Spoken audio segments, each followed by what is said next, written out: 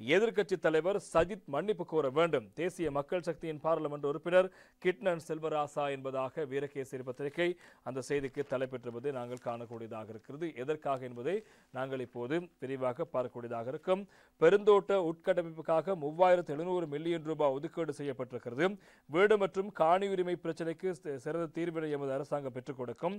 முன்னாள் ஜனாதிபதி ரணசிங்க பிரேமதாசவின் காலத்தில் கமுதாவ திட்டம் அமல்படுத்தப்பட்டது. திட்டத்தின் ஊடாக பெருந்தோட்ட மக்களுக்கு எந்தவிதமான ஒரு வீடு கூட கிடைக்கவில்லை. இதற்கான காரணத்தை ரணசிங்க பிரேமதாசவின் மகனான எதிர்க்கட்சி தலைவர் சஜித் பிரேமதாச குறிப்பிட வேண்டும் அல்லது பகிரங்க மன்னிப்பு கோர வேண்டும் என தேசிய மக்கள் சக்தியின் பாராளுமன்ற உறுப்பினர் கிட்னன் செல்வராசு தெரிவித்திருக்கிறார். பாராளுமன்றத்தில் நேற்று வரவு செலவு திட்ட விவாதத்தில் கலந்து கொண்ட போது இந்த விடயங்களை அவர் சுட்டிக்காட்டியிருக்கிறார். 2025 ஆண்டுக்கான வரவு செலவு திட்டம் மக்கள் நலன் சார்ந்த திட்டமாகவே காணப்படுகிறது.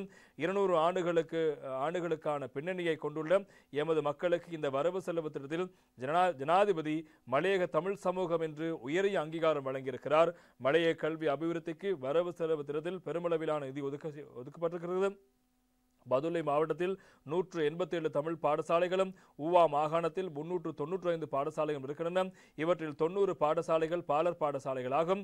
பெருந்தோட்டங்களில் உள்ள பாடசாலைகள் துரிதமாக அபிவிருத்தி செய்யப்படும்.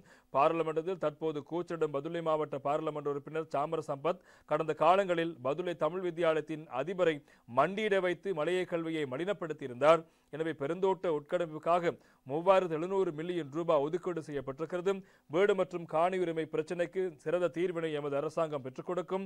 முன்னாள் ஜனாதிபதி ரணசிங்க பிரேமதாசவின் காலத்தில் கமுதாவ திட்டம் அமல்படுத்தப்பட்டது.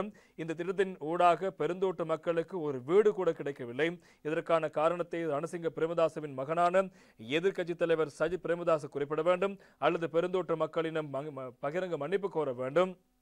கடந்த அரசாங்கங்கள் எமது மக்களை வாக்கு தேவைக்காகவே பயன்படுத்தின. பெருந்தோட்ட மக்களின் சம்பள பிரச்சினைக்கு தீர்வு காண்பதற்கு உரிய நடவடிக்கை எடுக்கப்பட்டிருக்கிறது. 1700 ரூபாய் சம்பளம் பரிந்துரைக்கப்படுகிறது. எமது மக்களின் வாழ்வாதாரத்தை மேம்படுத்தும் பல திட்டங்கள் இம்முறை வரவு செலவு திட்டத்தில் முன்வைக்கப்பட்டிருக்கிறது. அவற்றை சிறந்த முறையில் செயற்படுத்தும் என்பதாக நேற்று தினம் கிட்னன் செல்வராஜா அவர்கள் பாராளுமன்றத்தில் இந்த எதிர்க்கட்சிகளுடைய கேள்விகளுக்கு பதிலளித்து உரையாற்றும் போது இந்த விடயங்களை சுட்டிக்காட்டியிருக்கிறார்.